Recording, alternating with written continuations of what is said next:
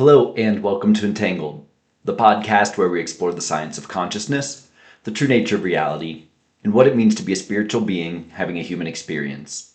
I'm your host, Jordan Youkilis, and today I'm joined by Anneke Lucas, author, speaker, survivor, and advocate for child sex trafficking victims. In this conversation, Anneke Lucas describes how family members and associates trafficked her to Belgian pedophile networks in Anneke's early childhood in the 1960s and 1970s. Next, Anneke describes the 1972 Bilderberg meeting and how a billionaire there took interest in her, leading to a year of being trafficked by global elites. We then discuss Anneke's final year back in the Belgian trafficking network when she was aged 10 to 11. Anneke explains the connection between the occult and materialism, and we consider the network's evolution from biblical times to present day. Anneke describes the abuses of Josef Mengele and how via Operation Paperclip he and other Nazi scientists continued their MK mind control atrocities following World War II. From there we discuss the cabal's use of attachment bonding to enslave victims. Anneke describes her pivotal relationships with two men in the final year of her trafficking, Patrick and Peter. Anneke then describes how she survived when she escaped the cult. We discuss the process of reintegrating suppressed memories. Anneke next explains Belgium's Dutroux affair and how the information disclosed in the Epstein files continues to shove the evidence of elite trafficking networks in our faces. She highlights how this is part of the thrill of psychopaths who abide by Aleister Crowley's philosophy of do as thou wilt. We then discuss how real events are shown in the works of fiction as a way to discredit survivors. Anneke describes how she came forward with her abuse starting in 2013 and how she got involved in working with prisoners. We discuss the rise in global consciousness since the time of Anneke's abuse, and how the public is no longer easily fooled. We conclude this episode discussing synchronicity, Christianity, and the wisdom religions. Outros available for this and all episodes at entangledpodcast.substack.com with supporting exhibits and footnotes. Music from the show available on the Spotify playlist Entangled the Vibes. If you like the show, please drop a 5-star review and subscribe on Substack, YouTube, Spotify, Rumble X, or wherever you listen to podcasts. Please enjoy the episode.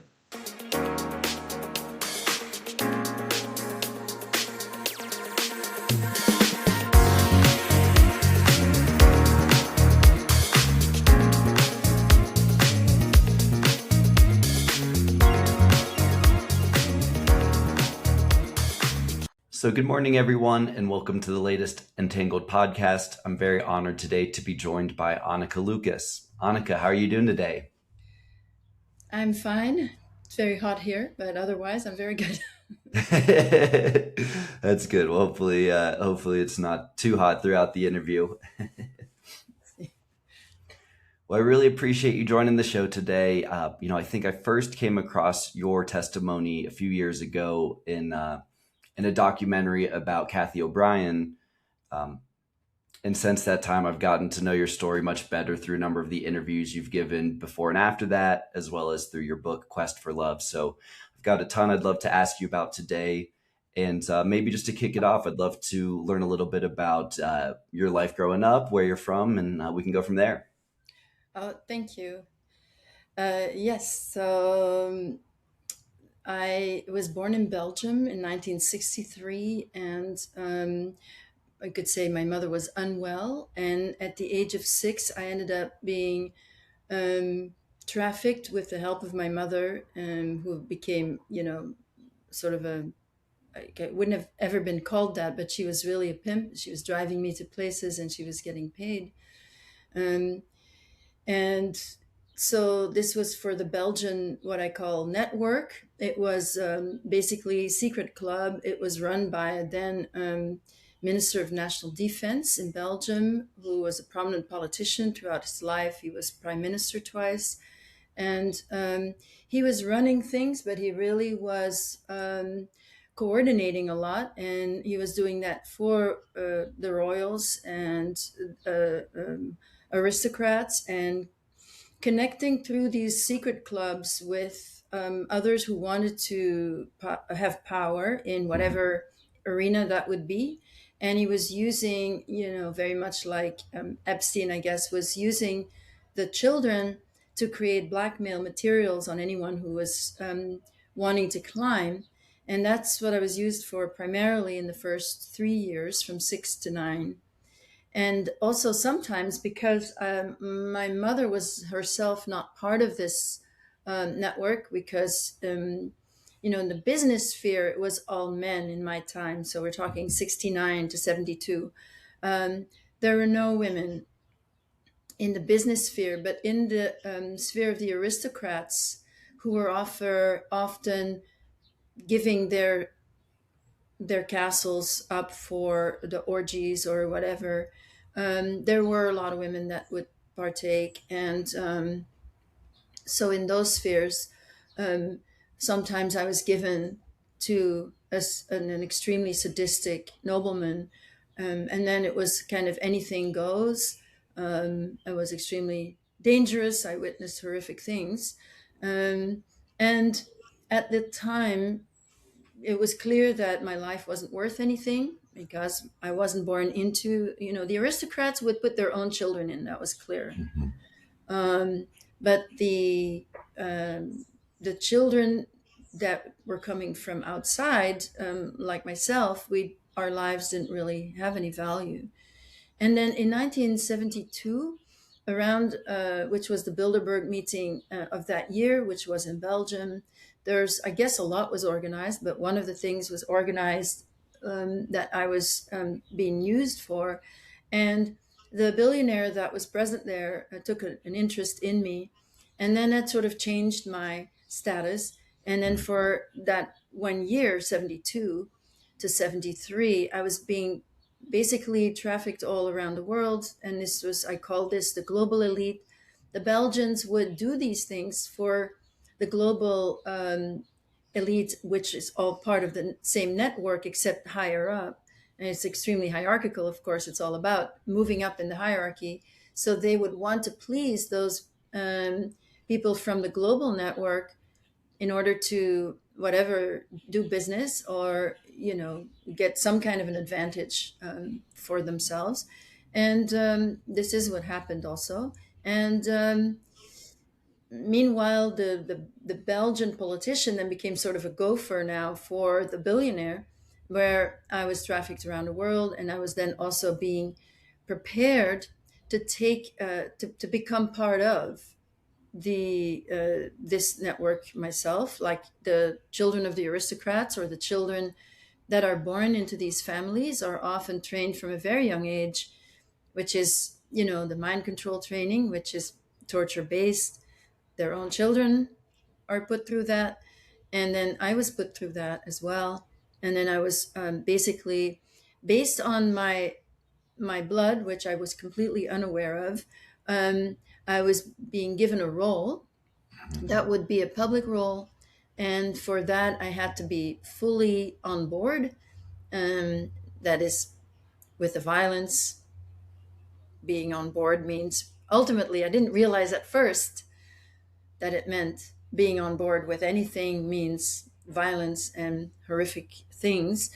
But at first, my life changed from being constantly denigrated to suddenly being treated as very special and really a high valued product. But I wasn't quite aware of that as a child. I thought that I was being seen, and I was being seen to a certain degree. Certainly, it's all about being useful and it's all exploitative, but still, there were these aspects of my being that were being recognized that were very confusing, because I felt so loved in those spaces, and there was a great attachment to those perpetrators.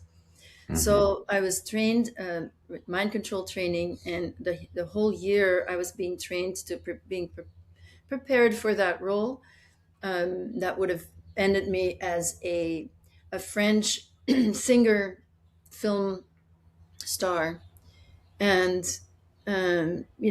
that meant I had to be completely on board. I would be formed into a persona, and that persona would think, feel, and act always from the persona for the purposes of this network, not for your own purposes, of course.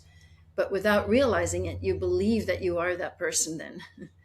And then you just act from that place. You just think from that place. In fact, that's why it's mind control. It goes to your mind. So when I after a year, I disobeyed. That could be called a rebellion, and it was I was not okay with the violence anymore, and the violence that I had to commit, and I was ultimately um, reprogrammed and thrown out and thrown back to the Belgians, who kind of didn't know what had happened clearly. And then my book begins there after that all has happened already. And then this last year in the network, where this one person took a great interest in me, having to do with the fact that I had been trained for the elite, by the way. That was part of his interest originally, for sure. But Hmm. it ended up a year later. I mean, that became this crazy, violent relationship with great attachment and great confusion, Yeah. but almost like a domestic abuse relationship, but except I was a child. I was 9, 10 years old. I was 10, 11 years old. And ultimately, that resulted in that I would have been killed. And then that same person had a change of heart last minute. Hmm. That then he made a deal to get me out. And that's what happened at age 11. Wow. So a bunch I want to ask you about there. Maybe to start, one of the themes that I've heard from your testimony as well as other survivors that I think is really important and not super well understood is that it seems like the system tends to put children in one of two categories, right? The hierarchy children, or for lack of a better word, the quote unquote expendable children. And it seems that the hierarchy children are the ones that have certain bloodlines and possibly certain types of DNA. And am I correct that it was, in that year 9 for you when they did the bloodline testing to find that you were in fact had bloodlines from one of the hierarchy families? Am I generally accurate there? Yes, and I don't really know what that means for myself. I know that um, it's linked to nobility, and Hmm. so my father, whom I didn't know, but I found out later, comes from a line of Huguenots, and Huguenots stem from the Cathars. Hmm. And so I was actually trained in the mind control training with a Cathar grid, which is separate from, let's say, the Kabbalah grid, which is another Hmm. bloodline, which is what most of the bloodlines get trained with the Kabbalah. Whereas I was trained with another grid because of that bloodline of the Cathars. The Cathars supposedly stem from the Essenes. Hmm. So whatever droplet of would be left in me, because the Huguenots fled France in the 17th, 18th century. So obviously this is very old. Um, but it was enough for them to justify using me in that way. And so I don't know anything more than that, what that Sure. means when someone's from the nobility. I always had thought that it meant that those, since the Knights Templars, that these were the most brutal people that just took and were the most violent and then took for themselves Hmm. and ended up with materially more than others because they had no qualms stepping over bodies. Yeah. And so, do you believe that the present day Luciferian hierarchy is essentially the same structure that has been around since biblical times? I would say yes, yes, yes, because the contracts and everything are completely biblical. It is to sell your soul to the devil, and which then ties you to matter, to the material world, and and I found that mostly, I'm a spiritual person, so Hmm. but then I have connection to myself, and through my connection to myself, I can connect to uh, spiritual things that are not visible, let's say. Hmm. Now, what the Satanists do, or the Luciferians, it's the same, it's all the same to me. Hmm. They connect to the invisible through the occult, and then use those. powers and psychic forces, which we're all trained to open to be able to use, and we're even tested on what abilities we have so that we can be used for with those. But it's all occult, in that basically the purpose is material and dark, whereas the same energies can be used for good. So the Luciferians and the Satanists, from what I could tell, have no connection to themselves, and so cannot believe that they are more than the body ultimately, and then sell their soul for riches in this world and try to make paradise in this world through riches and comfort, and using every available means to get there.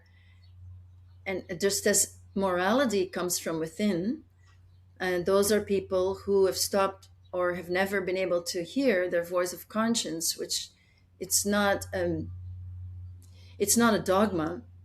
And so that's my experience anyway. I don't know the history very well, but I can say that from my experience, those people were all lost to themselves ultimately through trauma, and especially early trauma.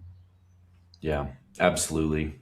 And you talked about that attachment trauma and the fact that they have you bond with your captives. I'm sure folks are familiar with the idea of like Stockholm syndrome, for example.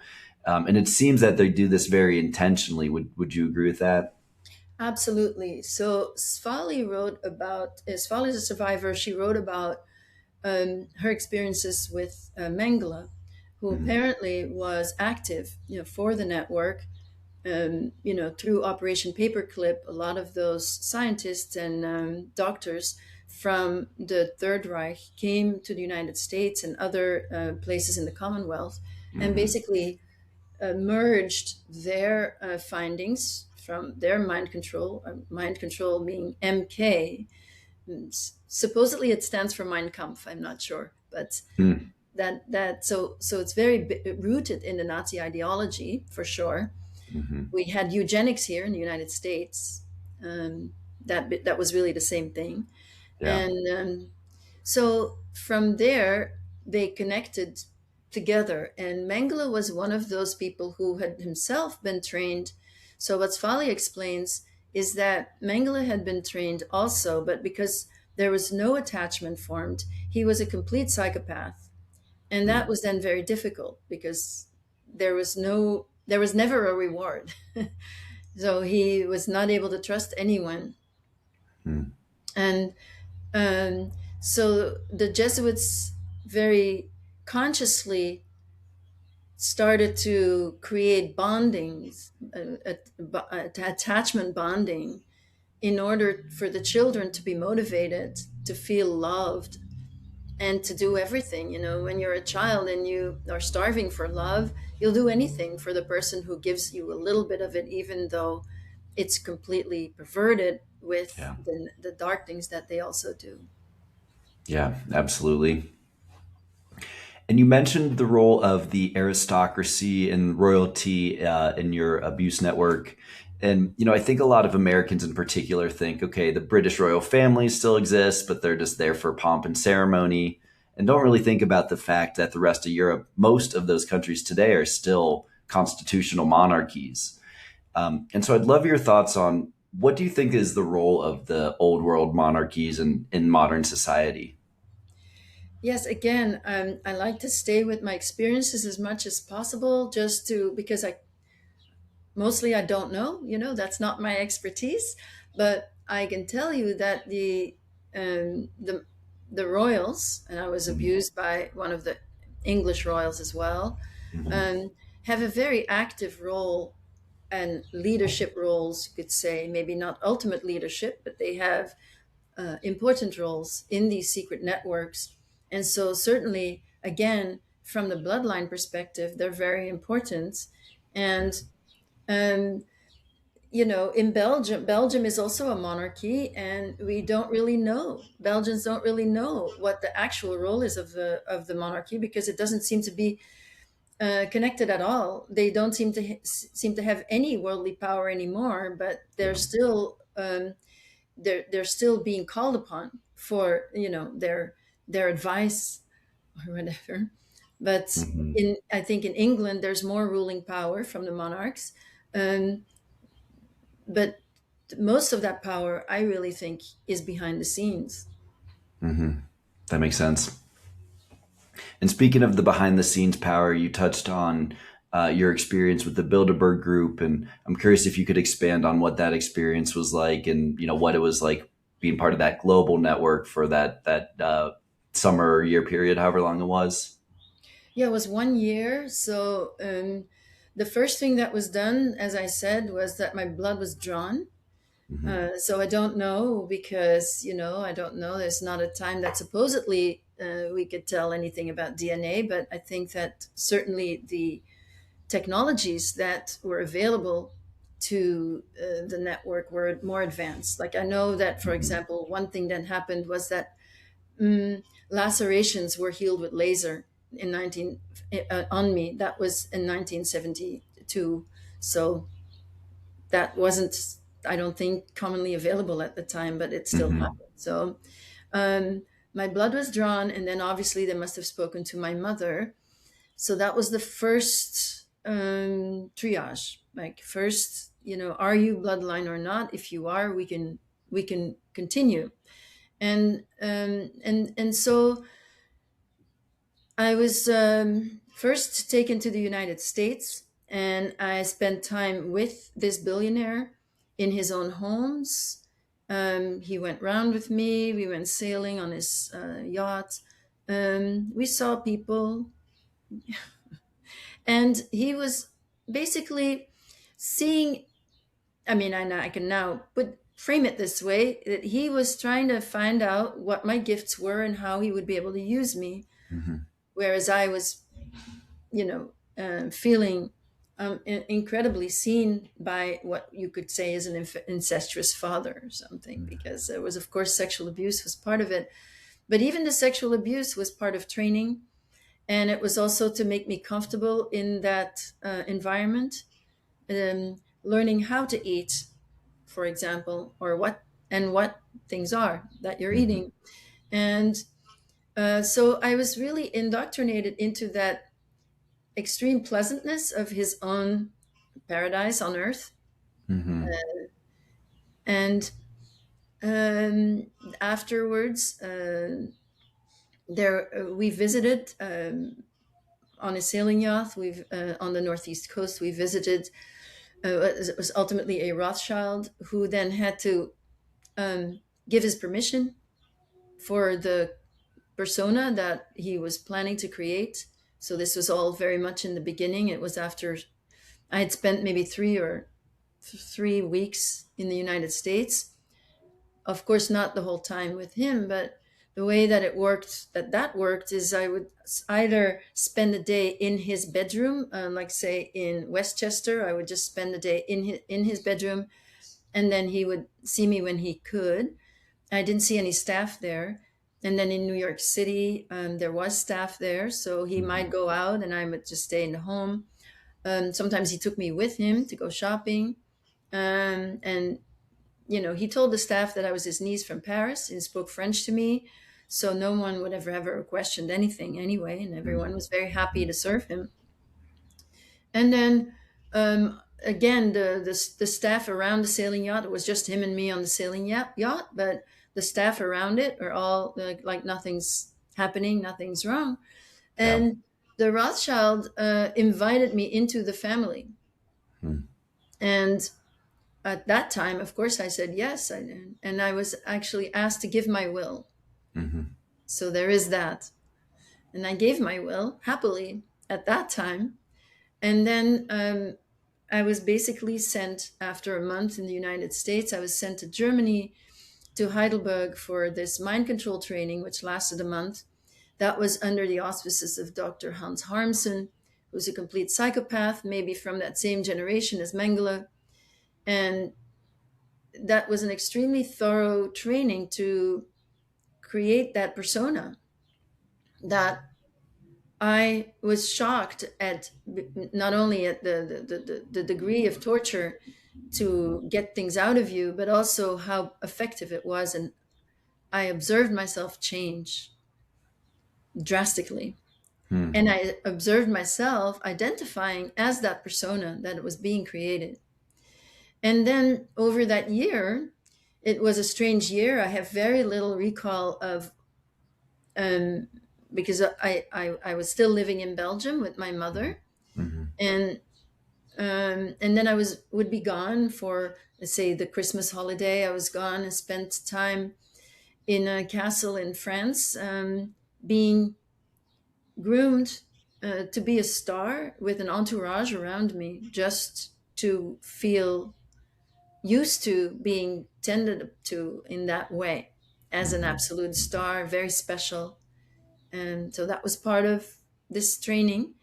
I was also then receiving singing lessons from French pop singer, composer, and I was given a choreography, and I had to practice that at home. And I do remember actually in my front life even practicing singing at home in front of the window of my bedroom, for example, in my nightgown. Um, so I was supposed to sing, and I had to memorize the choreography for this first performance. And so after a year of various types of training, and I don't have to go into, the training is brutal, Hmm.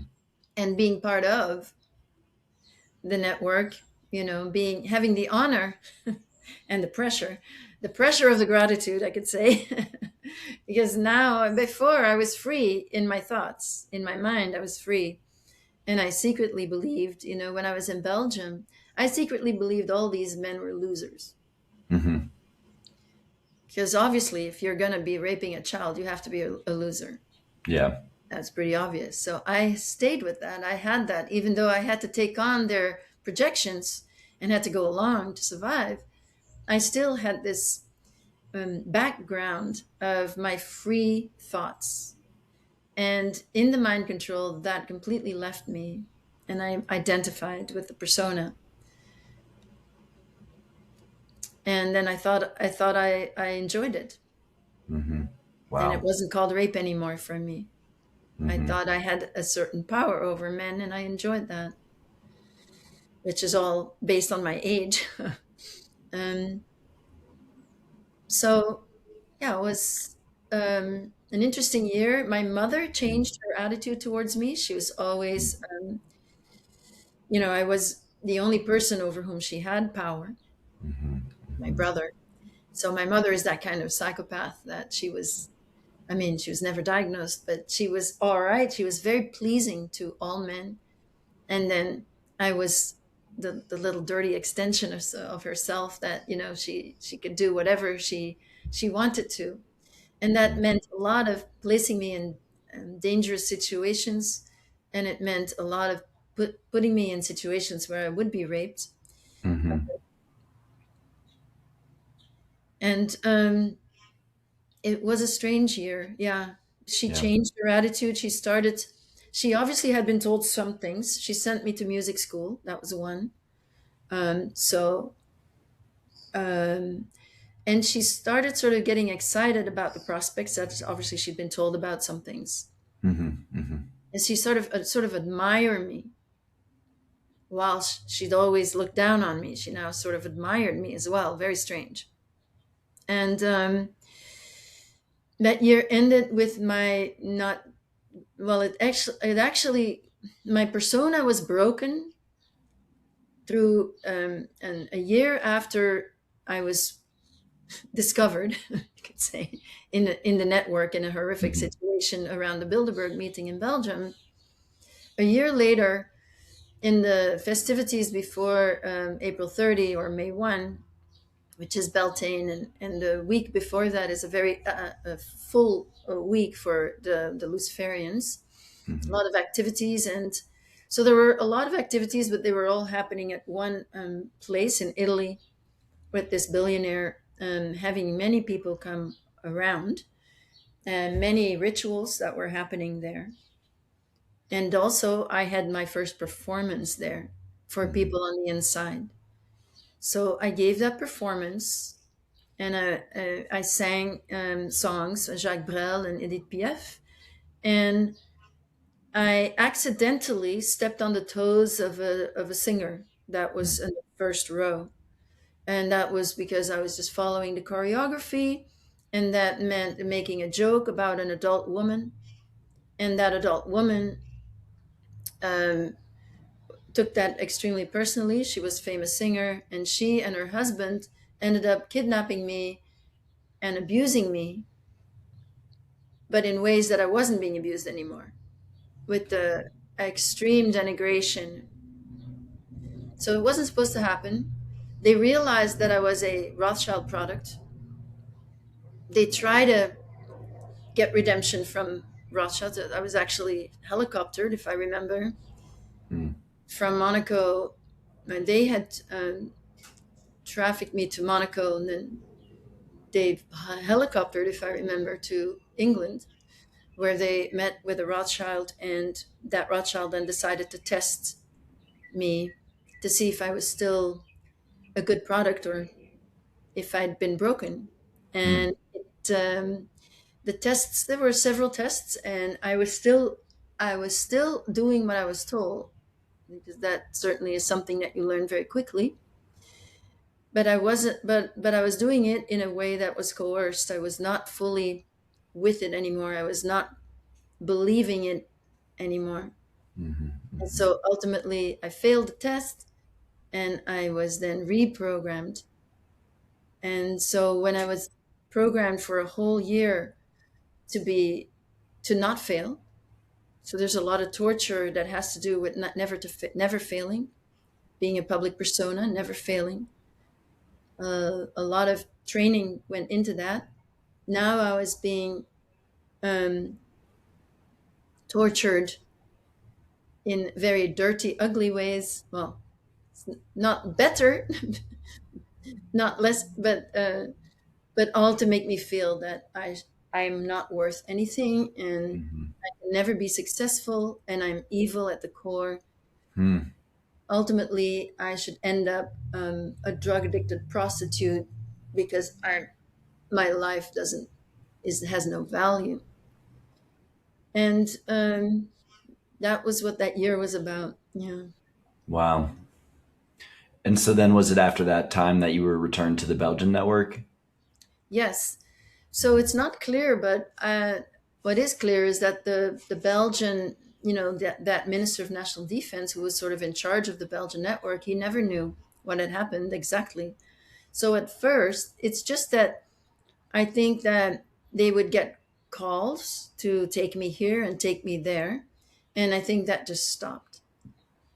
And they didn't really know what happened for a while, but then after some months they Mhm. figured that I wasn't going to, and then I was being used in the Belgian network for all the VIPs that were Mhm. coming round.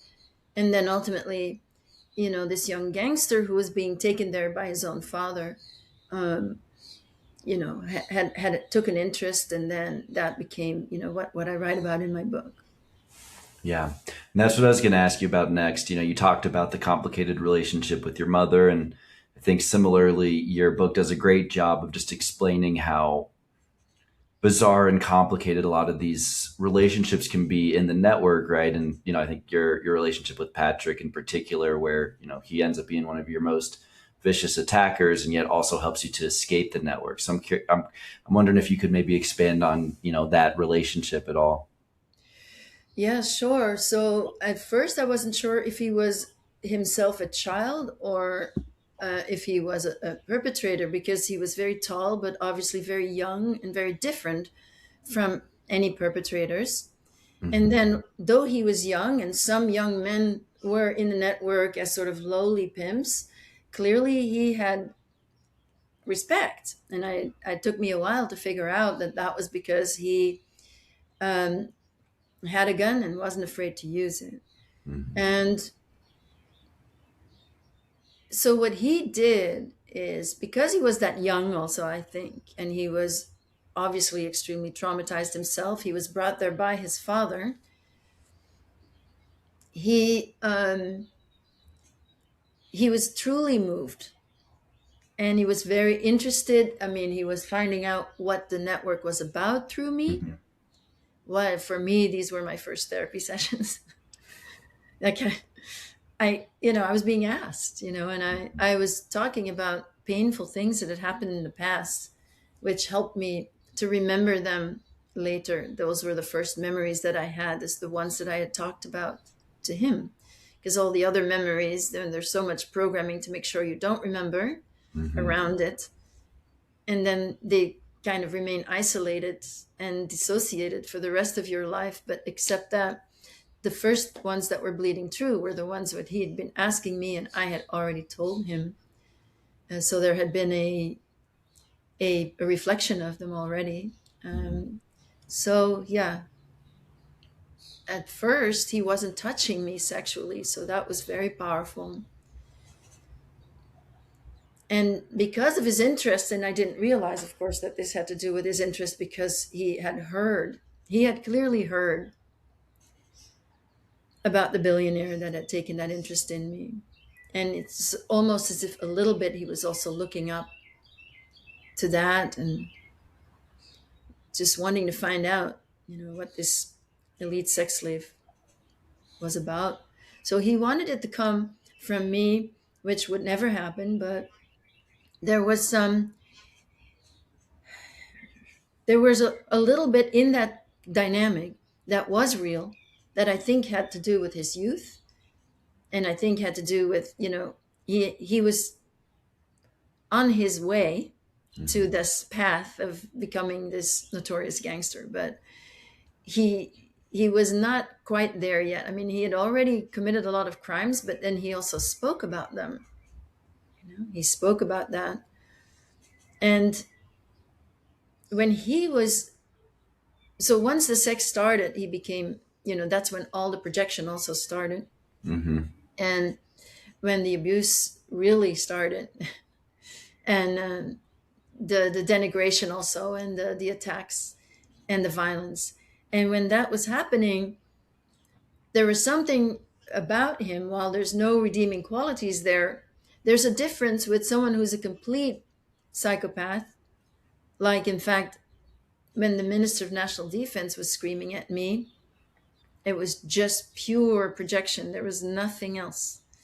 When he was screaming at me, it was clearly his own pain was very much present in it. Hmm. So there is a little difference in that. And then, of course, as a young child, I'm still very sympathetic. And we are, as young girls that are being put in these sex slave situations, we really become like the little mothers to all these men. There's a mothering role, that we are being asked to provide, and that we, of course, do because we're surviving. And that way, these pedophiles get a semblance of the love that they never had. And because of the exploitative nature, they could never believe it. And of course, Hmm. they can't believe it if it's coming from a child, but it could still be sincere. And so that was very much present with me, that I was very attached to this gangster. Hmm. And yeah, he did crazy things. I was stabbed, I had a gun put to my head and everything. And yes, and then, of course, ultimately I was going to be killed when he was supposedly done with me. Yeah. And what do you think led him to helping you to escape instead? Well, he was moved by my defiance. So initially, he got interested in me because he called me a little whore. And normally, being trained as a sex slave, you get called that a lot, doesn't matter. But as I was trained to respond to what men really like, that they may not even know. So that's the mind control will do that. You respond. I was literally trained to see what men like sexually Hmm. Hmm. and what their weakness was. And Hmm. I was tortured to be able to see that. But I was shown this on screens and that I was forced to watch. So, and then I was tested on it. Mm-hmm. And if I failed the test of seeing, of guessing what a man would like after I'd seen some videos or film, probably, um, I was strangled or drowned. Mm-hmm. And in that strangulation or drowning, I would go into the near death state. And then that would also increase my intuition to be able to see it. Mm-hmm. So the mind control works that way, that you bypass thought and you bypass any sign from your own. You just go straight to action. So when he first called me a little whore who likes her job, I went into action and I defied him, which is what he liked. So he responded very strongly to that. And that is what happened at the end again. At Mm. the very end, I was literally getting burned with a cigarette in front of him because it was the beginning of my torture. I was done with.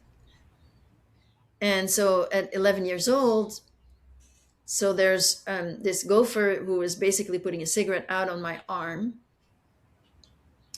And he was standing there laughing. The gangster was standing there laughing. And I defied him again. And in that moment, he reconnected emotionally. And then I didn't know what happened, but I was taken to a room where I was tied to a butcher's block and tortured, that other children even had to participate in to be, trained. Mm-hmm. But meanwhile, he was making a deal for my life. Wow. And then And he so, went to work. I mean, I can elaborate a little bit, because then the deal was that he was going to work for this politician. And then 15 years later, that politician was caught for fraud, for tax fraud. And he had a loss of reputation because of that case. It was like 163 counts of tax fraud or something. I mean, crazy. yeah. So he went Wow. into appeal, and he was very, he was very theatrical, this politician. And so he was very indignant.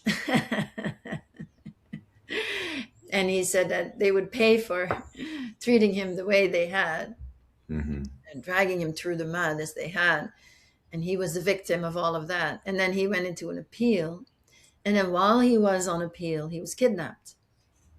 And he was gone for a month. And he came back thinner, wearing sunglasses. And he gave a press conference that is still, I think, one of the most widely attended press conferences that the country has ever known, Mm. where he was so celebrated. And he was so theatrical. He was so theatrical in that moment. And the biggest moment of that was when he said, "Qui m'a enlevé?" Which means, "Who kidnapped me?" And when he said it like that, that was made into a song. That's how dramatic he was. And of course, it was like his moment. I think it was the biggest moment of his life. And of course, well, not of course, but some cops, very much against the grain, and they felt like it wasn't supposed to come out, but they got on the trail of this gangster and ended up catching him. Mm-hmm. And then by that time he lost, then of course once he was caught, he lost the protection and ended up being killed in jail. I mean, he ended up committing suicide in jail, in this strange situation where he's very tall and he hung himself on a very short radiator Wow. type thing Wow. in So jail. similar to the Epstein story. Yeah. Wow. Whereas the politician, um, his name was restored. So this move, I mean, the idea was that the gangster, for pleading for my life and getting me out, had to owe this politician, had to go and work for this politician, which meant that he owed him, and which meant also that the power dynamics changed between them. Mm-hmm. Before, he was a free agent. Now he was attached. And he was also a little bit less respected because of his weakness in the network. This is weakness for this little girl that he'd had. Wow. Wow. And in your book, you also detailed another important relationship of that year with a young man named Peter. I'd be curious if you'd be open to sharing more about what happened with him. Yeah, so Peter ended up a victim of the network, but he wasn't in the network. He was a boy of 14 um, who had a neurological condition that I found out later. He'd had an accident and clearly and changed. He was in a coma for 2 weeks and he changed. He became aggressive after that and hung out with the wrong kids and then ended up getting pulled in for what was actually a gang rape on me, but it was orchestrated by a girl who was also in the network who was my age. Mm. And she had this boyfriend that was sort of the leader of that little gang. And so he was 13 years old at the time, Peter. And so while these boys came to rape me, um, very strangely, Peter and I connected even then in that moment. And so I was 11 and he was 13. Yes. And so he apologized for what he had done and he then wanted to change his life. And then he ended up wanting to try to really help me. Mm-hmm. And, being 13 and then 14, he really did what he could, which was not very much. Mm-hmm. And he couldn't tell his father. And I think it was this family, they lived only with his father. And the mother wasn't there, was gone. They divorced when he was 2 years old. So it was just his father. And he wanted to tell his father, but he couldn't. Mm-hmm. And I think ultimately nobody would have been able to help, is the truth, but he did what he could. And so in the summer where I was being abused really the worst by the gangster, Peter was trying to help and then would take me to his home, which was not so close to where I lived, Mm-hmm. and put me up in his tent in the backyard and make sure that none of his family members would come to the tent. Just try to care for me and often even tended to my wounds and everything. So he ended up being killed by the gangster. Mm-hmm. Wow. Thanks for sharing. And so when you were able to get out of the network, what was the advice that Patrick gave you to stay alive, and how did things progress from there? Yes, that was extremely important, and it felt very much like a download from the divine, because I have first been programmed to not fail and be a celebrity. Then I had been reprogrammed to fail and to end up in the gutter, homeless, drug addicted, prostitute kind of thing. Mm-hmm. Mm-hmm. And so what he told me rewired that program again, because it went very much, all his advice went very much against that reprogramming that I had gone through. Mm-hmm. So what he said was, never become a prostitute, never do anything, never sleep with anybody for anything. Mm-hmm. Don't become drug addicted, never buy drugs. You can take them when they're freely given to you, but you can never do anything to get them. Then so it was very detailed. Mm-hmm. And it went on to profile the man I should marry. Mm-hmm. He was clearly thinking about the American billionaire and that family, but he said you should not marry a man who made his own money, but you should marry someone from a wealthy family that is your age, And preferably, he added, preferably a family of New York bankers, which was what this billionaire was. So yes, everything, even drinking, everything was laid out in great detail. And this was on the drive home the last time I saw him when I was 11 years old. Mm-hmm. And so that stuck very deep. Yeah. And that's really, even though I also was told, of course, to forget him and forget everything um, relating to the network, that I should never say anything to anyone. That was also, of course, also, that was also part of these instructions.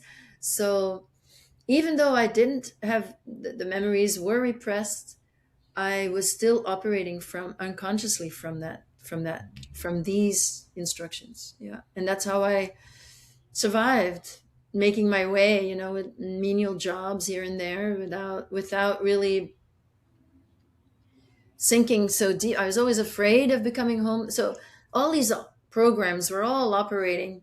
And so there were all these little shards of programming that were coming into my behaviors and everything. And so I definitely had a great fear of becoming homeless. Um, but I never, because of these instructions at 16, I was basically in the red district in Antwerp, and I was being invited to become a prostitute, of course. But, and it was also natural for me to be drawn to that arena, Mm-hmm. the past Sure. that I had suppressed. That's, I think, a lot of people that become prostitutes, don't realize their own past, and how they end up in a repetition of their past, unconscious repetition. So, but I wasn't going to sleep with any men. So then, you're not a prostitute. So then, that didn't last long. So That's great. And was there a time where you remember those suppressed memories returning to your conscious memory, or how did you go about integrating those suppressed memories? yeah, yeah. So my young adult life was extremely complicated, difficult because of all these shards of programs that were coming in and that were, I mean, I wasn't doing great harm. And I was breaking some hearts, maybe, but I was just as much, my heart was being broken in other repetitions of the aspects from my attachment. But I was also sometimes, when a program kicked in, it was just natural. I didn't do anything with it. And I certainly wasn't, I wasn't having a successful life because I was much too dissociated. But Hmm. I want to say that part of these instructions was also, so I'm in the New York area because I was basically told to come to New York, Paris, London, New York. And maybe I was just thinking out loud, but I ended up living in all three places. So that, so the first time I had a flashback was downtown LA, near Skid Row, smelling feces. I had an extreme flashback of being used very early on. And the first time I was taken to the network, and it used for a disgusting S&M thing. And it just came back to me right away, and immediately followed by another program thought that if this is real, I have to kill myself. Hmm. And then the therapy I was in at the time, the therapist wasn't really able to deal with any of this. Mm-hmm. So I did what we could, that was, we could deal with some sexual abuse that had happened. And so there was, for example, the gang rape was part of that, and some other incest situations. And initially, I was taken into the network by a couple, of which the husband was a pimp, and he had raped me. Hmm. And then they took me, and then my mother actually took over from them, which is the Hmm. craziest thing of all, but rare, rare. But that happened. But this, I remembered an incest situation with a younger brother of my mother. I remember I remembered that husband of the cleaning lady who were the initial pimps, but I didn't know that they were pimps. I just remembered him raping me, which is what he did before he took me to the network. Hmm. And I remembered the gang rape, and I remembered that it was connected to this girl. But I also didn't remember that she was also in the network. We had a front life connection, because I didn't know Hmm. there was a whole suppressed history between us. Wow. And then slowly, I was working on sexual abuse, and then I was, as I was remembering more, the the Dutroux case gave context to the increased flashbacks, because I had more and more flashbacks and I couldn't place them, and I couldn't fathom that this could be true, because Hmm. I wasn't quite aware of, there were people speaking out here. I even heard someone in an incest 12-step group. I heard someone share um, um, ritual abuse. And so what happens when you hear something, there's resonance, but there's not necessarily conscious memory. Right. So it's like, Sure. I remember this, I will remember it forever, because it was resonating for me, but I couldn't go there. So Hmm. Hmm. Wow. And you mentioned the Dutroux affair. For folks who aren't familiar with that, could you expand on what exactly took place there?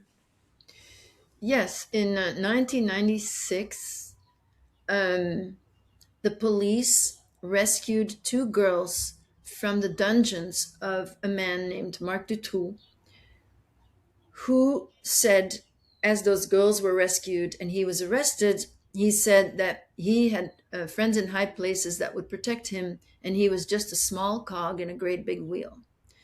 So immediately it was known that these girls that had been kidnapped were kidnapped for purposes that were beyond just this one man.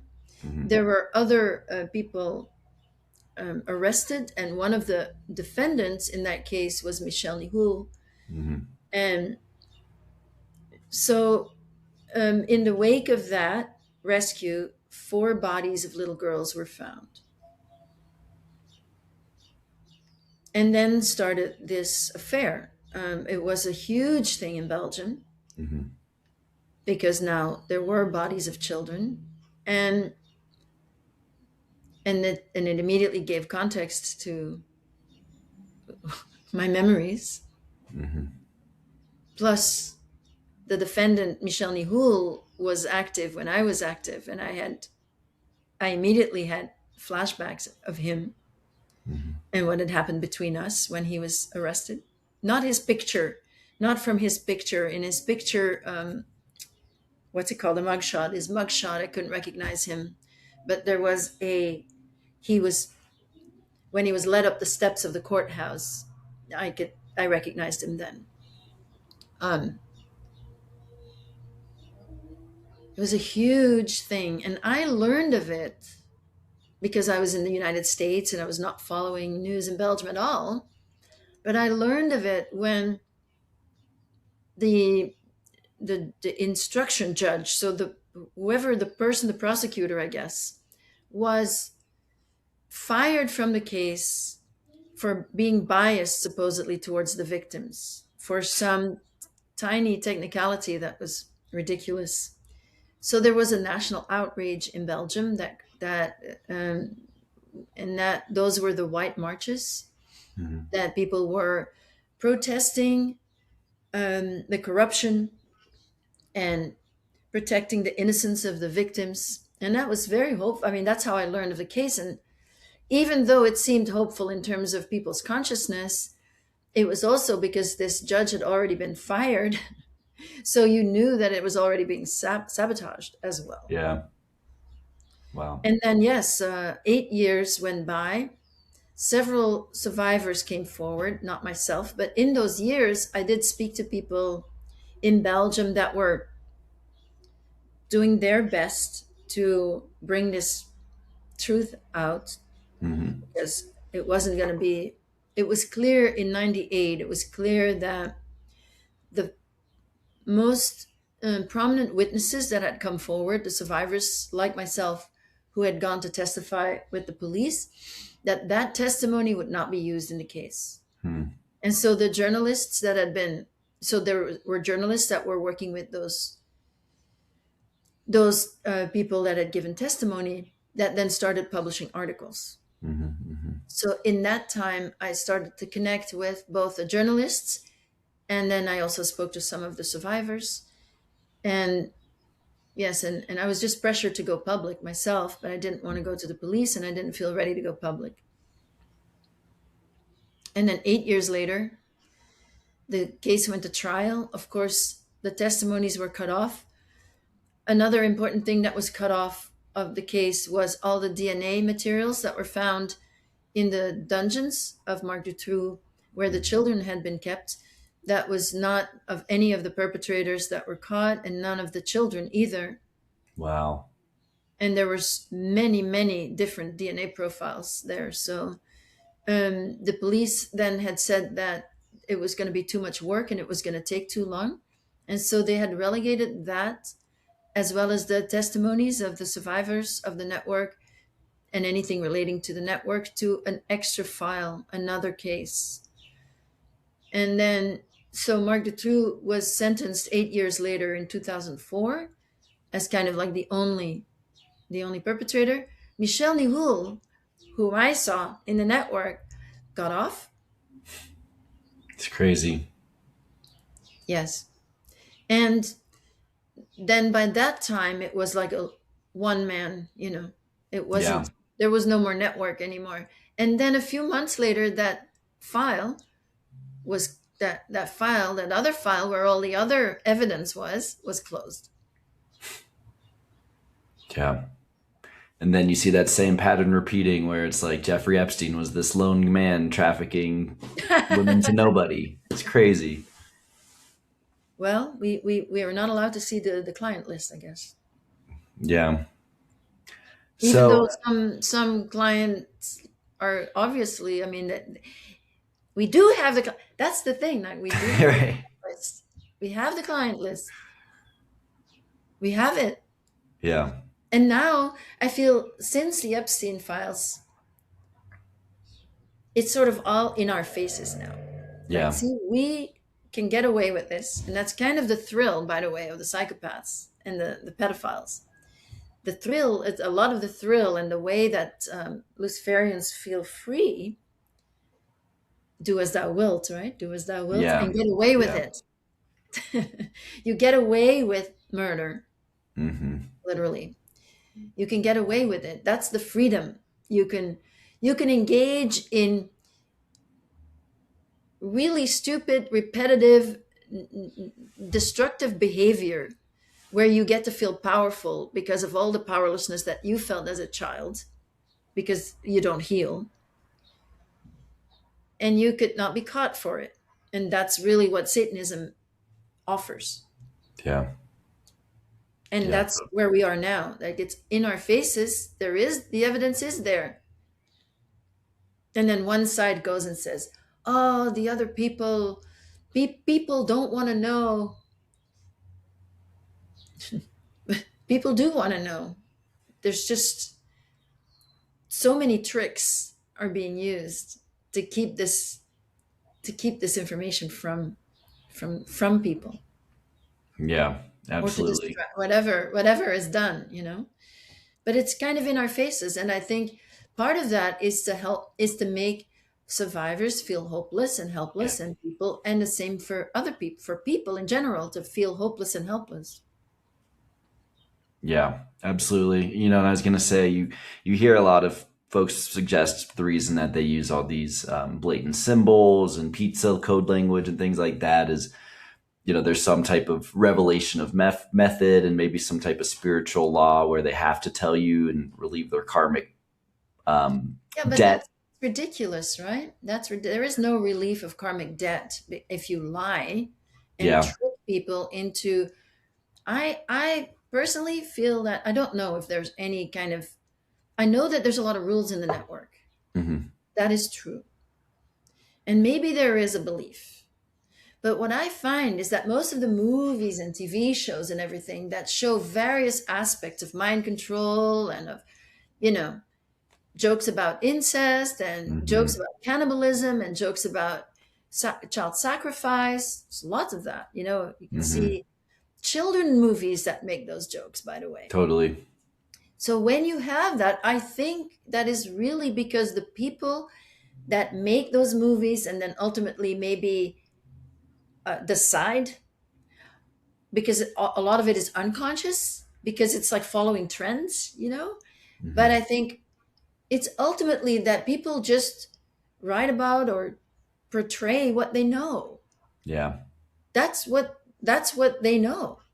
Yeah. And so they're going to put it in a show that is shown as fiction. Mm-hmm. Mm-hmm. And there's always multiple purposes for exploitation. So one other thing, like a lot of people say, when I talk, they say, "Oh, that's just like Stranger Things," or "That's just like this. Have you seen this movie?" And I haven't seen any of that. But it's also to we are supposed to look crazy. Mm-hmm. So how are we going to look crazy? One way is that there's so many movies out there that are showing some aspects of this that you say, "Oh, well, she got that from this movie. She's making it up." Right. Yep. Yep. Totally. And also, I think just pure, like you were saying earlier, pure torture. They know that it's re-traumatizing the survivors and just rubbing it in their faces. Like, see, we're going to show these things in a movie, and there's still nothing that can be done about it. For sure. Yeah. So I believe it was 2013 when you decided to start coming forward. Is that right? Yes, it wasn't any big decision. It was just something that happened internally that I felt ready. And then I was actually being interviewed, not about this, but it was about my work in prisons that I was doing Mm-hmm. at the time. And then I just answered where I would have before, I just wouldn't have revealed that about myself. And then I did reveal it. And then that became the title of the article. That was for um, DNA New York. I remember it was for a publication that then from that followed some other little interviews that was still the sort of the combination, my work in prisons together with my history, which is Mm-hmm. why I was there. And then um, in 2016, a, a black and white, I did a short black and white video, and that went viral. Hmm. And it was published in, it was published in the person who produced that video. I never met that producer in person, but the person who produced those videos had been an agent, a modeling agent, and sort of started acting almost like an agent in that he sent the article that I wrote with the video, sent it to so many journalists, and then it went viral. Yeah, through that. Wow. And so, in the past 13ish years now, I mean, how have you seen the public consciousness change and become more aware of what's going on in these human trafficking networks? And I would just love your assessment on how you've seen the world change since that time. Oh yeah, it's tremendous. It's beautiful. And of course I've seen the world change since the 60s and 70s when I was a child in the network too. And I couldn't even fathom speaking to anybody, because people Mm-hmm. were very not there or something. So no, that's just it's actually beautiful, and it's what gives me hope is um, that the reception of these things is just increased tremendously. It feels like consciousness is just rising. Younger people are brighter and brighter, just more capable of. I think also the world has changed enough that we're not so easily fooled anymore. Maybe Mm-hmm. it's always the same story of what the politicians say and what they do never matches. Mm-hmm. But I feel that there's a lot more awareness of the public that it really doesn't match, and why doesn't it match? And that the question, really the only answer today for why the world looks like what it looks like is in these secret activities, and that Mm-hmm. those people who come in power really don't have the power, that they're really um, puppets for other entities, that they have to still listen and do what they're being what they're told. Yeah, absolutely. And I listened to the excellent interview you did with Nick Bryant recently. And I think, yeah, I mean, that just really gets to how there's real journalists following these stories now, and the public consciousness continues to rise, and understand that while maybe some of the individuals in, say, the Dutroux affair, your case, and the Epstein network might differ slightly, at the top it feels like there is some coordination and some type of global intelligence network involved. And so I think that's all great. I guess the question that I'm sure you and the rest of the world has is, when does that rising public awareness actually translate into law enforcement action? Well, it might not translate into law enforcement action anyway. It might just mean that if enough people see what happens, that people themselves become empowered to take action and Mm-hmm. just not give our power away Mm-hmm. to these psychopaths who take it and run with it and then use it. I mean, it's becoming increasingly clear that our vote does not give us any power. It's not true that we have any choice in the matter.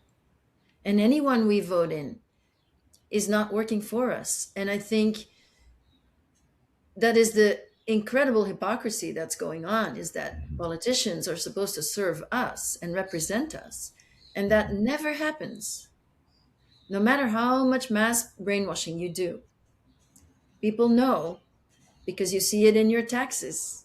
You see it in everything that happens in your life, that those that we give our power and our money to are not working for us. Things should be getting so much better all the time. Why are they only getting worse? So if we take the power, I think taking the power means first on a local level, that local politicians cannot just go and do whatever they want and decide with the council and get bought.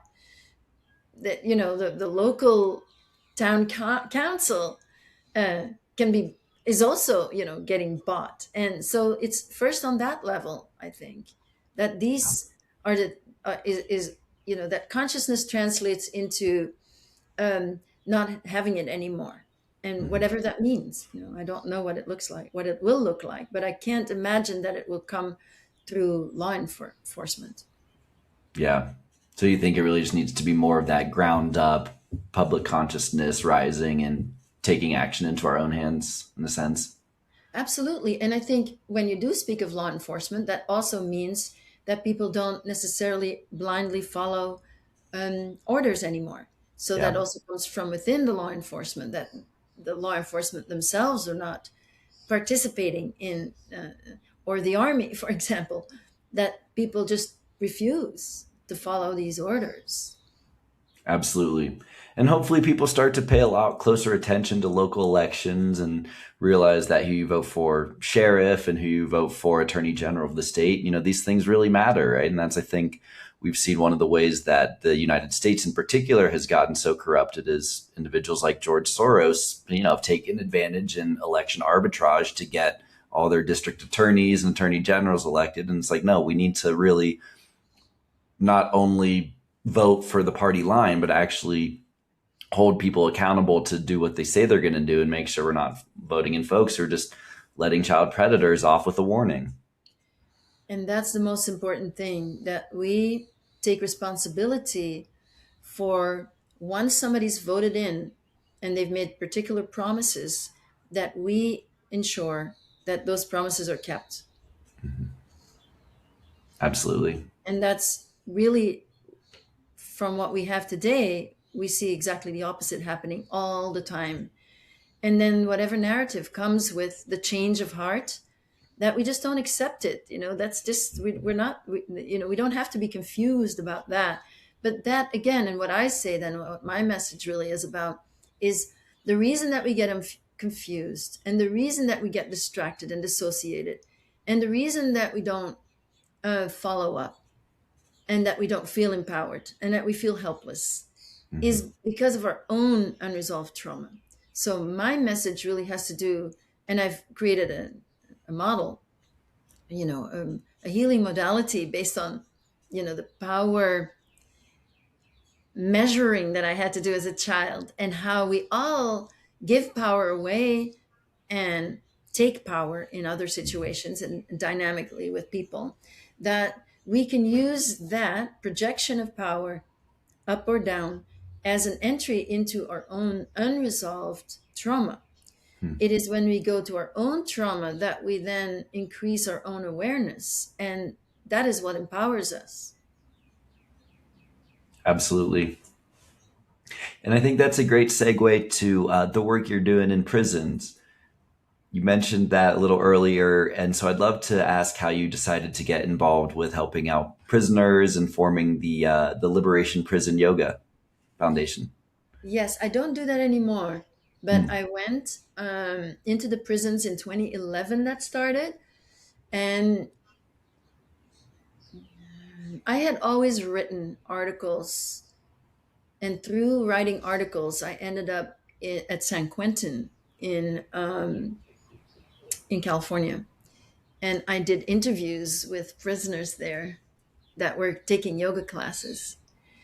And and then I wrote and then I wrote the interviews down, and there was a photographer there with me, and that was an extremely moving experience.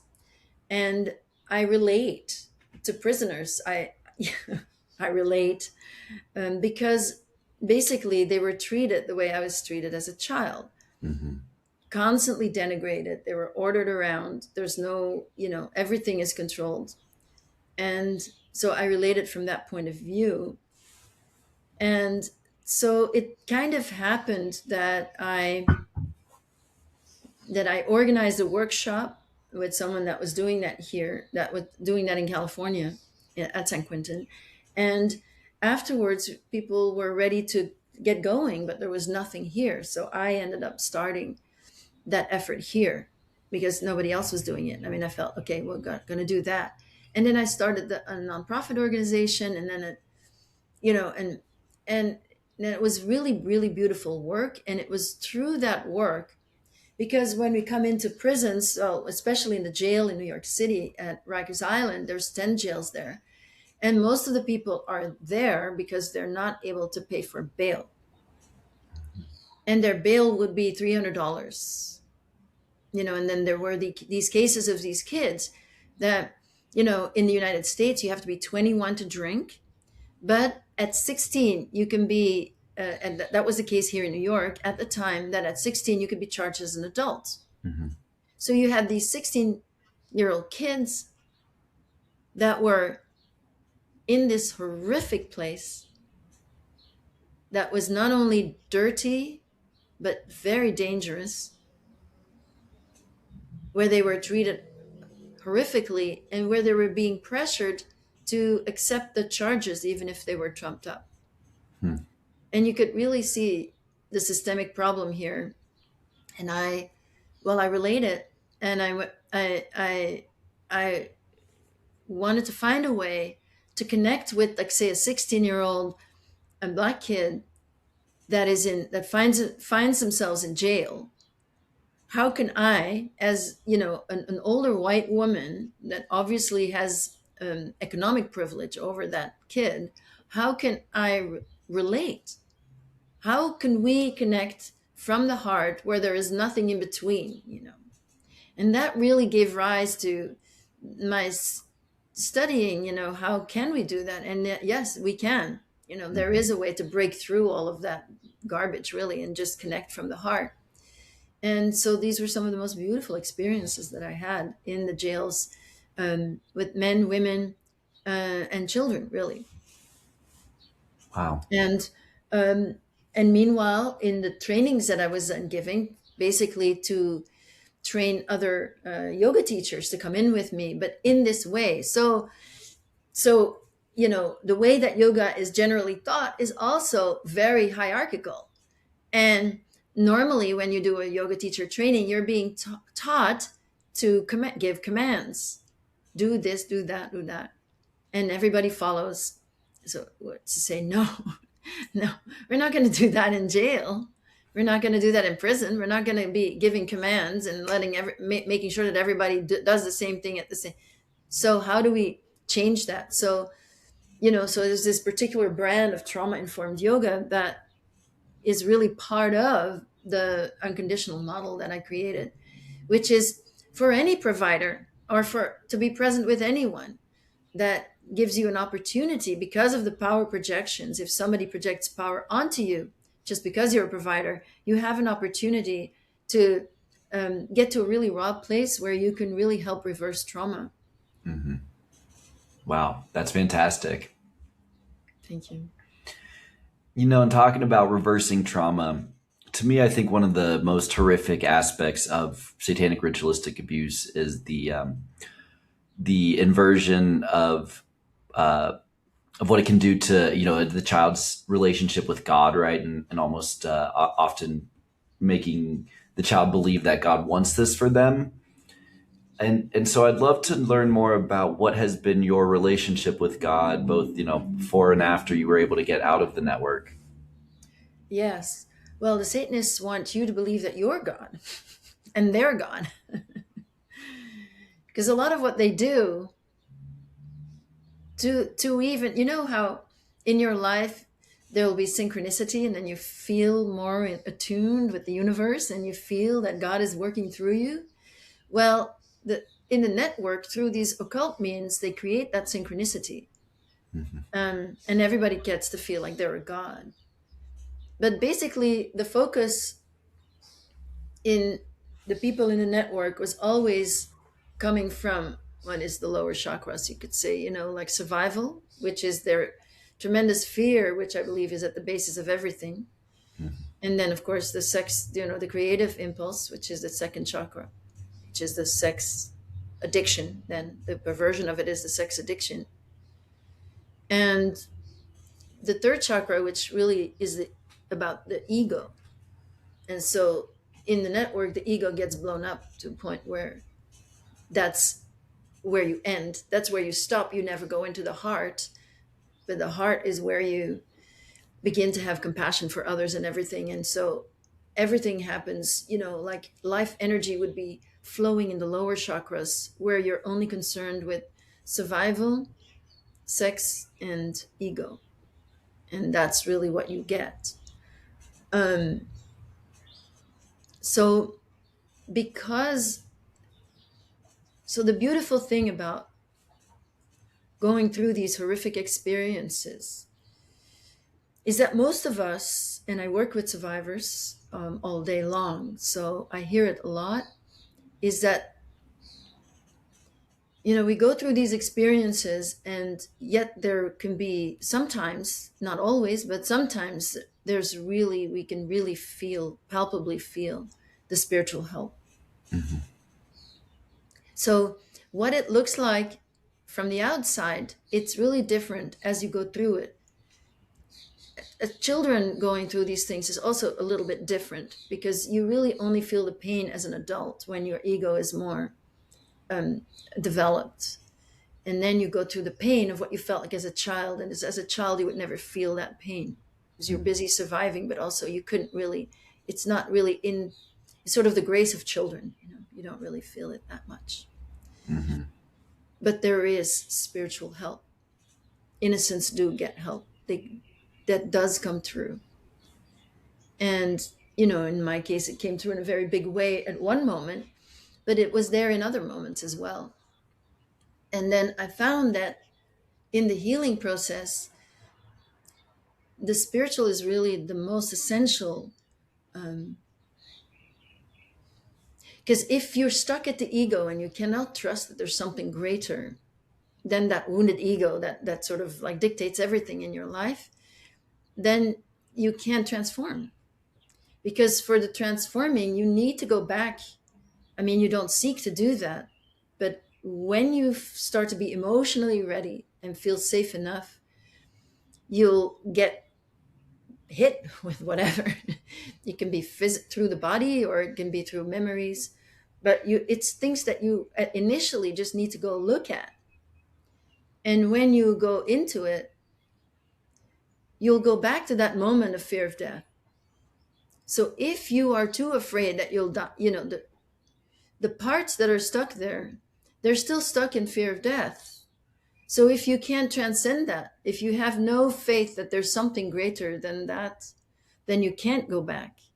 And I think it's sort of the tragedy of the perpetrators, clearly not having the ability to ever go beyond their ego, their wounded ego. So the spiritual becomes everything, really, because it's sort of the greater context in which everything happens. And there Hmm. is a greater reality. And this is not ever to be used as a bypass, but there is a greater reality. And so Hmm. it's our, I think, our purpose in our life for everybody is to leave this realm of duality behind and to get in touch with that greater reality of Absolutely. ourselves, of ourselves. Yeah. Yeah. That's beautiful. And you mentioned the concept of synchronicity, and I had a really profound one listening to your interview with Sean Atwood.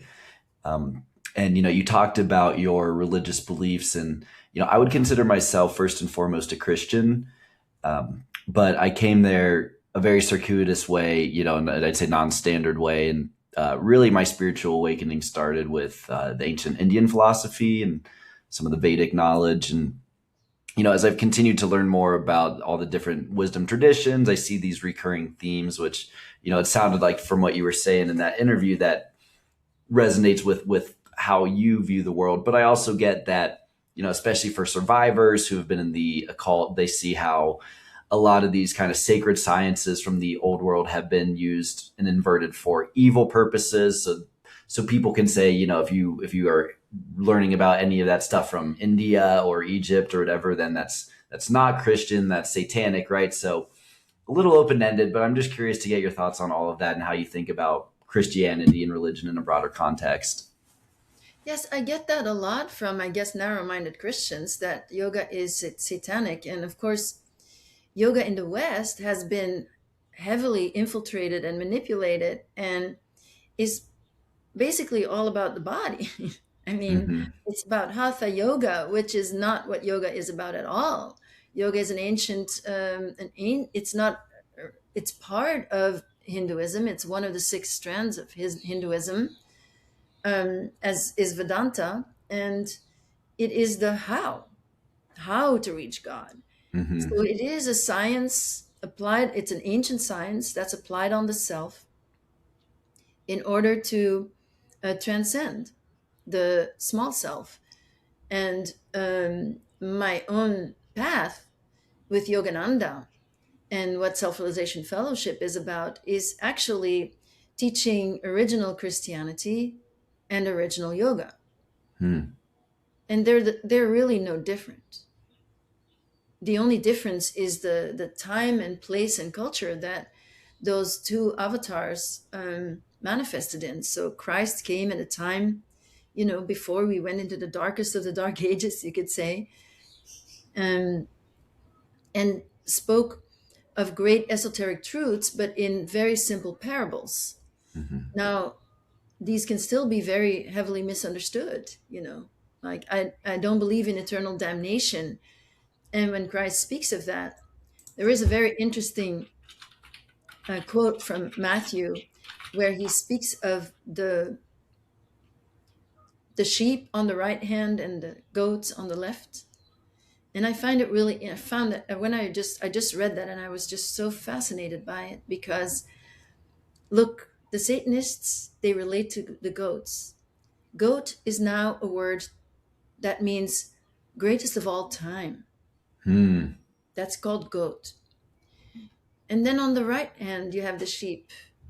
And the sheep is what you call the stupid ones that don't think for themselves, that are just Hmm. following blindly, are the sheep. But the sheep are on the right hand and the goats are on the left hand. And so it sounds pretty drastic, that quote, that the goats on the left hand will be, eternal damnation.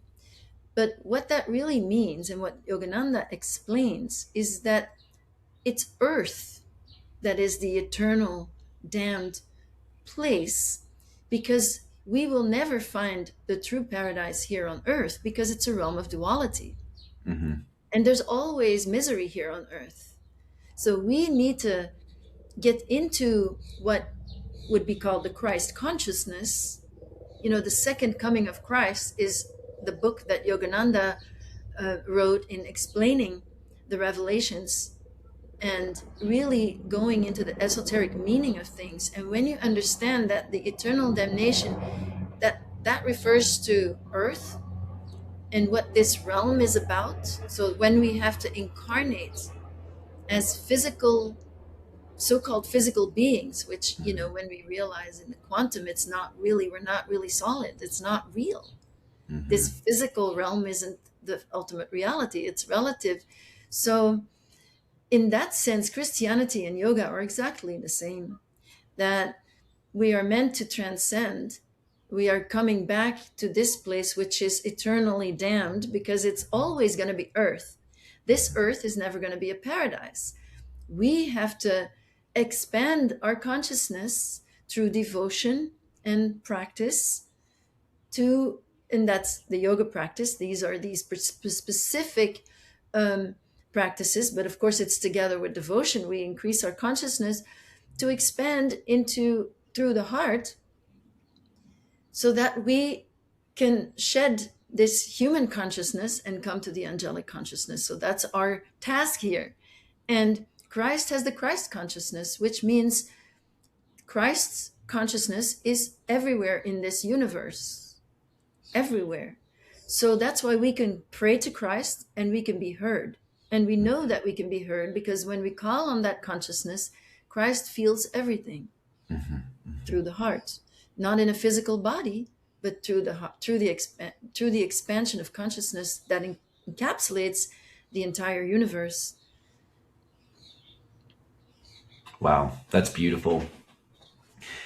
And I totally agree. And I think one of the most effective forms of mind control that the Satanists have effectuated against us is to, subvert organized religion. There's no doubt that has happened.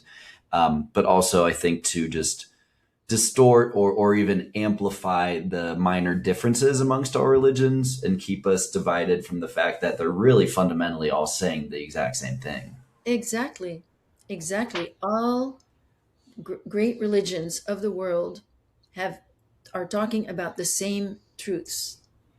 And I think that when we understand that there is one God, one God the Father, and we're all children of God the Father, that should take care of it. Absolutely. And you mentioned, was it the Self-Realization Foundation? The Self-Realization Fellowship is the organization that Yogananda created during his lifetime, and that basically, the teachings, because he's written a lot, and those teachings are in the How to Live lessons, and then there's also the meditation techniques are given in those lessons, and basically that organization has really preserved the integrity of his legacy. Yeah, that's fantastic. I'll have to look more into that. It sounds like a great organization. Yeah. Yes. Great. Well, Anneke, I just want to say thank you so much for coming on the show today. And, I can imagine that sharing a lot of these more painful stories is very difficult and often re-traumatizing. So I just really want to thank you for myself and all of the listeners for the fact that you continue to bring your story out and bring this truth to light. And I can tell you from personal experience, it's having a very profound impact on people's consciousness. Oh, thank you. Thank you very much. Absolutely. So I'll make sure to include your book link and your website in the show notes. Anything else you want to point folks to before we wrap up the conversation? My website is a great reference because everything is there. My book is there. The courses that I teach online of the unconditional model, where I train providers, but also anyone who's interested really in, healing yourself in the context of healing the healing collectively, and which has new things in a lot of materials and very practical. And yes, my book is there, Quest for Love, and also for survivors. I run a group online on the Wire app for it's a peer support group for survivors that is completely free. So in my resources page, there's also a lot of free materials for survivors. That's great. Well, thank you again, Anneke, and I hope that you have a great rest of your day. Thank you.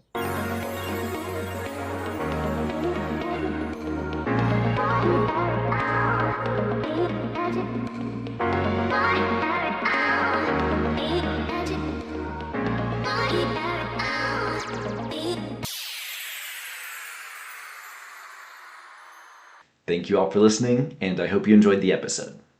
And thank you to Anneke Lucas and to all the human trafficking survivors who continue to speak out for those who cannot. With the rise in global consciousness, nothing can stop the Great Awakening. And nothing will end human trafficking faster than an awake and aware public who demands it. Our Father in heaven, hallowed be your name. Your kingdom come, your will be done, on earth as in heaven. In the dawn's embrace we rise, with hope and love that never dies. Guide us with your gentle grace. In your light we find our place. Oh, give us today our daily bread. With open hearts our spirits fed. Forgive our sins, we forgive too. In your love we are renewed. Through the joy and through the strife, we feel your love, it fills our life. Deliver us from every fear. With your strength, you're always near. Oh, give us today our daily bread. With open hearts, our spirits fed. Forgive our sins, we forgive too. In your love we are renewed. For the kingdom and the power and the glory every hour. Now and forever we sing. In your light we find our way. It's today our daily bread. A daily open hearts, our spirits fed. Forgive our sins, we forgive too. In your love we are renewed. Now and forever, amen. In your light we find our end. Now and forever, amen. In your light we find our end.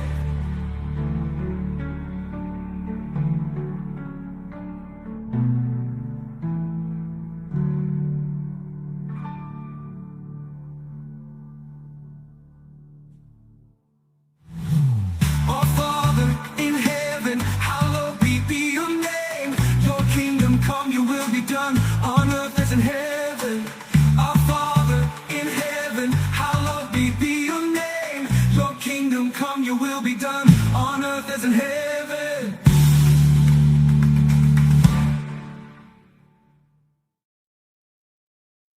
Oh, give us today our